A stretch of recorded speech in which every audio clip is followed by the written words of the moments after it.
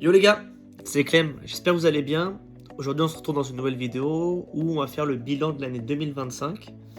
J'ai préparé des petits papiers qui sont dans un bol. En gros, on va les tirer au fur et à mesure. En gros, je vais répondre aux questions. J'ai plus ou moins des éléments de réponse sur les papiers pour m'aider, etc. à répondre. Et je vous propose qu'on commence tout de suite.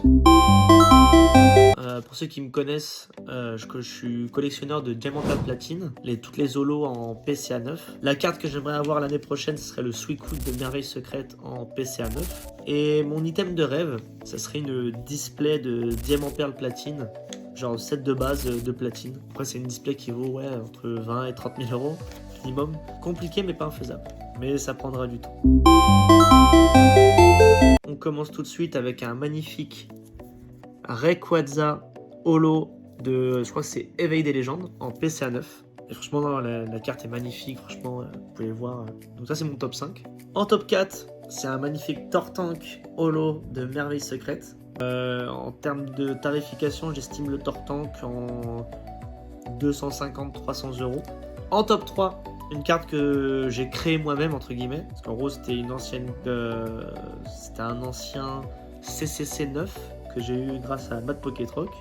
Bien le bonjour à toi. Et du coup, c'est un magnifique OO de Merveille Secrète en PCA 9. Donc du coup, que j'ai créé, donc je l'ai cross-grade.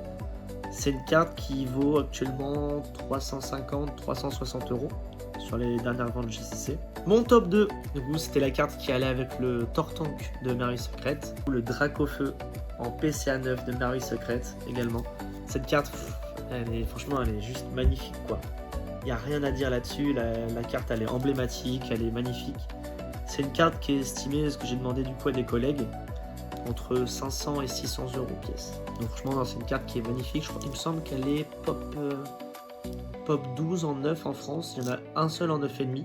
Et le top 1, c'est le magnifique Lugia de Merveille Secrète en PCA 9. En plus elle est légèrement holobleed, c'est-à-dire du coup le holobleed pour ceux qui ne savent pas. Donc il y a l'holographisme. En fait du coup il y a un petit peu de paillettes d'holographique qui en gros c'est un bug d'impression. Et ce qui rend ma carte encore plus unique parce qu'il n'y en a que 9 en PCA 9 en France. Franchement cette carte est magnifique. Il y a des ventes estimées, en gros la rareté vu que la mienne est holobleed, donc il y a un petit truc en plus. Ce qui fait qu'elle peut tourner entre 800 et 1000 euros. On les remonte les 5. Franchement elles sont magnifiques. Le Rayquaza, le Tortank, le OO, le Dracofeu et le Lugia. Je suis à de mémoire 106 sur 152 sur les holos de Diamant et Perle et Platine en PCA 9. J'ai commencé fin mai 2025, donc en 6 mois de temps j'ai récupéré quasiment 2 tiers, donc franchement c'est pas dégueu. Là j'ai un gros envoi PC à faire. Mais du coup voilà, donc vous avez vu du coup mes 5 cartes les plus rares que j'ai dans ma collection. Je vous propose qu'on passe à la question numéro 3. Alors là du coup j'en ai 4 qui me viennent en tête. Un big up à Azur à faire. Azur qui a un créateur de contenu sur Pokémon. Et là maintenant il se met plus sur du One Piece. Il y a des magnifiques items et franchement la personne est géniale. J'ai pu le rencontrer au Royaume cette année. J'avais fait un trade avec lui. En gros lui il m'échangeait des cartes Pokémon et moi je lui filais des displays One Piece japonaises. Parce qu'à ce moment là il venait de découvrir One Piece, il voulait se mettre dedans. Un mec en or, franchement il n'y a rien à dire dessus. La deuxième personne que j'aimerais remercier cette année c'est Marest, on se reconnaîtra. Un mec en or, franchement, c'est rare de voir quelqu'un d'aussi gentil dans ce monde, surtout avec Pokémon, etc. Ce mec est... Franchement, j'ai rarement vu plus gentil que moi, mais alors lui, franchement, je lui donne la médaille, quoi. Gros bisous à toi, Marest. La troisième personne que j'aimerais remercier, c'est Unis. On se reconnaîtra également. Je pense que ouais, c'est ma plus belle rencontre de cette année, Unis, dans le sens où, vu qu'on a plus ou moins le même âge et les mêmes délires, franchement, des fois, il venait me livrer des cartes et tout, genre à 23h minuit, on restait 1h et demie à discuter, etc. et tout. Discuter de tout et de rien, et puis franchement ce mec il est génial et tout. Après sinon en mentions honorables j'ai Anna Souftou, franchement un mec cool, etc. J'aime beaucoup discuter avec lui, franchement bon délire et tout. J'ai également en mention j'ai David Kolski, un bon copain maintenant à moi, etc. et tout. On s'arrangeait sur pas mal de choses. Il m'apprécie énormément, ça fait vraiment plaisir d'être reconnu, d'avoir des compliments, etc. et tout. Non, c'est cool. Gilles qui a créé du coup le guide universel avec Price. Gilles m'apprécie beaucoup, c'est mon petit tonton un peu dans Pokémon. J'ai l'impression qu'il m'a pris sous son aile, etc. et tout. Franchement, Je l'aime d'amour aussi, Gilles. Les potos, je pense à toi, Flo, Grizzly, Jérém, David et Terry. Franchement, la crème de la crème. Franchement, sans vous, je pense que ça serait différent. Et j'en serais pas là si vous ne serez pas là avec moi à m'aider pour les brocantes, etc. Et tout. Non, merci beaucoup à vous. Donc voilà, petit instant émotion, c'est plutôt cool. Mon objectif principal de 2026, c'est de faire le royaume du TCG. Pour le faire en tant qu'exposant cette fois-ci. J'ai déjà fait 2 fois en tant que visiteur. C'était plutôt cool, franchement j'ai super apprécié. Mais là du coup c'est de le faire en tant que exposant. Je sais qu'il y a un gap entre les brocantes et une convention, mais je pense que j'ai les reins solides et je peux le faire. J'ai une équipe au cas où si besoin pour m'aider, du coup avec les personnes dites précédemment. Mais j'ai envie de tester des choses, rencontrer du monde et que mon travail soit valorisé plus en fait. Parce que malheureusement je me tue à Pokémon, mais ça me le rend pas forcément comme je le voudrais en fait. Pas assez mis en avant, etc. Après du coup la convention, ça serait du coup d'aller au Japon. Voyager, etc. et tout, la Pokémon ça vient du Japon, etc. et tout, ça serait de visiter là-bas et tout. Puis après ramener des cartes également pour le business. Non, franchement, le Japon c'est. 2026, c'est compliqué, pas infaisable, mais compliqué. Après également aussi, comme vous le savez sûrement, j'ai lancé un site internet cette année, qui s'appelle Éclair de cartes. Faut développer le site. J'ai appris pas mal de choses, mais du coup maintenant il faut les appliquer.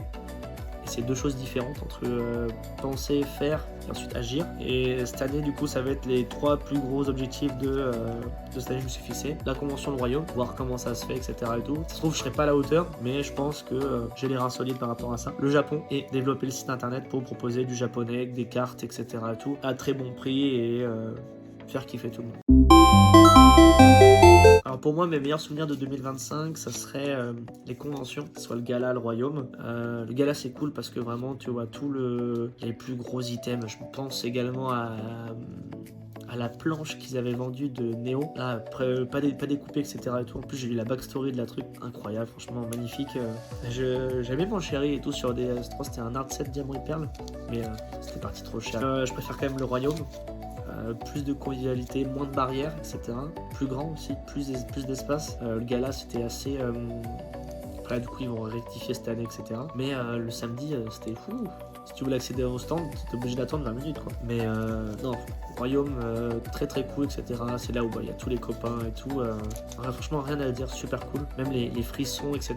Quand il y a, je crois que c'est Jean-Marc Camélia qui s'appelle, le chanteur du générique de Pokémon qui chante, moi ça me fait des frissons parce que j'ai grandi avec Pokémon et c'est quelque chose qui me touche énormément, etc. Et les conventions c'est vraiment cool. Et également juste discuter de Pokémon avec des gens qui s'y connaissent ou pas du tout, initier les gens. Je pense que ça c'est top et c'est ce qui me fait vibrer et je veux ce que je veux que ça continue de me faire vibrer.